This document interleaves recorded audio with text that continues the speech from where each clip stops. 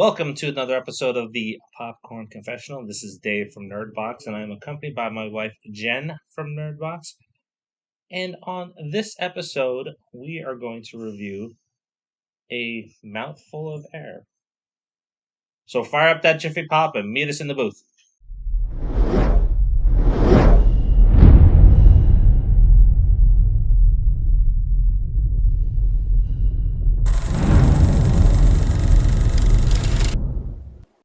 Best-selling children's author, illustrator Julia Davis writes about Pinky Tinkerpink, a young girl who faces her fears. Pinky has been able to conquer her fears, while Julia has not found a way to overcome her own and attempts to commit suicide months after giving birth to her first child. While on the road to recovery, Julia is taking meds to help with the depression, only to find out that she's pregnant with her second child. Now she has to convince her husband that she can cope without her pills while pregnant and after.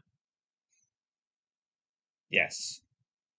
So before we get into this, at the beginning of the intro, you see the phone number for the suicide hotline and depression. And if you do need help, definitely reach out and talk to somebody. Very important that you do. Absolutely. Now, this film is as it was summed up. So you're dropping in on somebody's life right at the beginning when they make this attempt at taking their life. And what makes it really sad is she's sitting on the bathroom floor, watching her son bounce around in one of those little saucer things. Mm-hmm. And that's when she does what she does. Yeah. So she gets a phone call right before. It's her sister-in-law. She's on her way over with Starbucks and her own daughter, Ellie, for a play date. So this is when, and she's played by Jennifer Carpenter, who was from Dexter. Mm-hmm. As many of you may know, she was Deborah Morgan.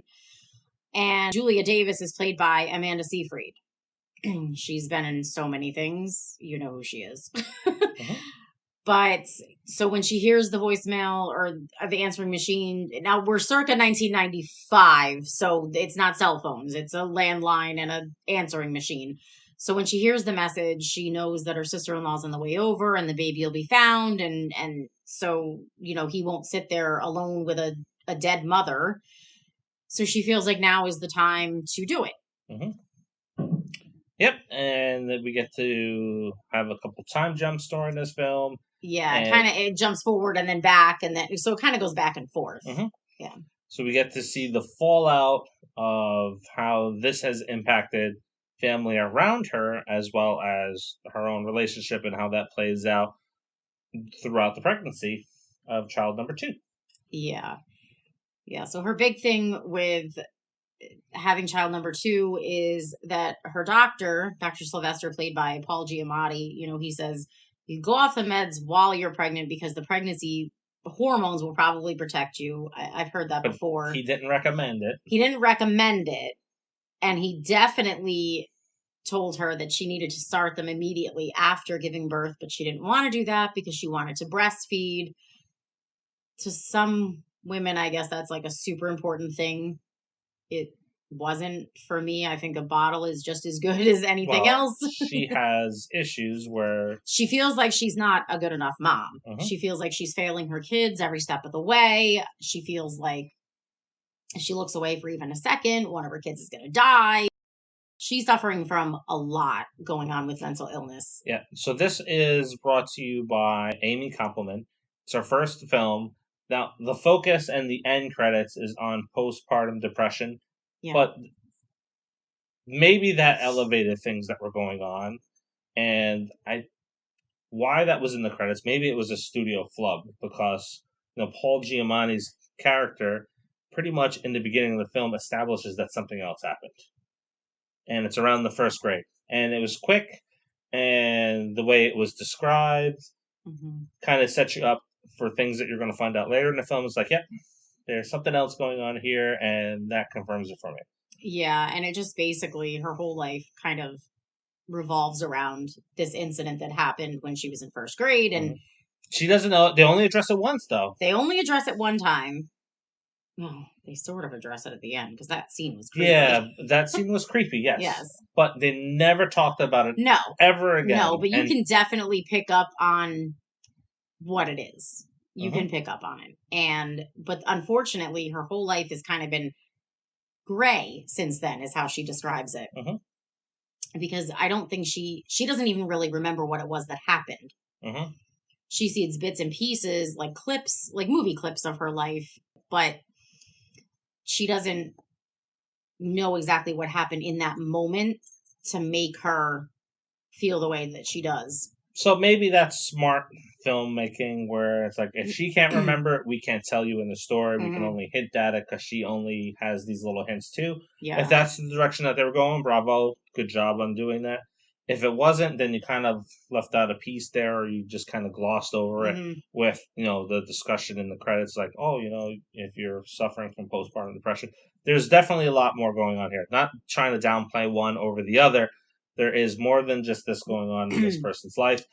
Both equally as serious, and both need to be addressed if anybody's dealing with that in real life. And that's what I said. I mean, obviously, she's got a lot more going on with her mental health, because postpartum depression doesn't cause those other things, like feeling like you're a complete failure and that you're not a good mom. Well, maybe not a good mom. That kind of plays into that. I did have postpartum depression after my second child, so there is some of that feeling. But the other stuff, I mean, she panics when she's out in public. There's a lot going on. This movie, I hadn't even heard of it. We've just kind of gotten accustomed to going to the movies 2 to 3 times a week because we have this unlimited pass. So, my husband's like, oh, is there anything else playing? And I said, well, there's this Mouthful of Air. I said, it's got Amanda Seyfried and Paul Giamatti. I mean, I know those names. So I went to see it, and then I was very sad. Yeah. I don't like going to movies to see sad movies, since you coughed. And I think probably the best acting, and he wasn't even trying to do it, is Paul Giamatti. He's just excellent in everything that he does. The husband in this, Finn Wittrock, he did okay. Yeah. He was all right. Now, Amanda Seyfried, she was all right. I don't think she was amazing. I don't think she was bad. I think she was just all right in the film. I liked her. Because we called this out actually, you called this out in the last night in Soho. The manic moments that were done in that film compared to this film is what kind of is like, okay. It was an okay performance, because the girl in the last night from Soho that played Eloise, when she had manic moments, and you could really see it, it was like, the emotion came, it rushed to the face, all that stuff here. Not as deliverable. I don't mean to compare the two films because they're two different subject matters, but the same manic moments, I would expect a little bit more from a scene. I think what you're doing is comparing, and you can't, because no mental illness should ever be compared to another person's mental illness. I'm just going on performance. Okay, don't listen to him. That's all I'm going on. No, because everyone in that moment reacts differently. I thought she was okay. You can't compare it. I thought she was okay.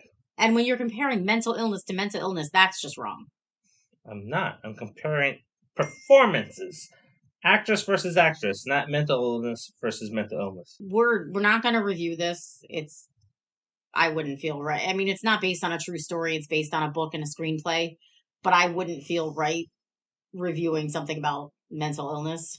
Yeah, if you watch the other reviews, when it's a serious subject matter like this, it doesn't get rated. No. And if it's based on somebody's real life, it doesn't get rated as well.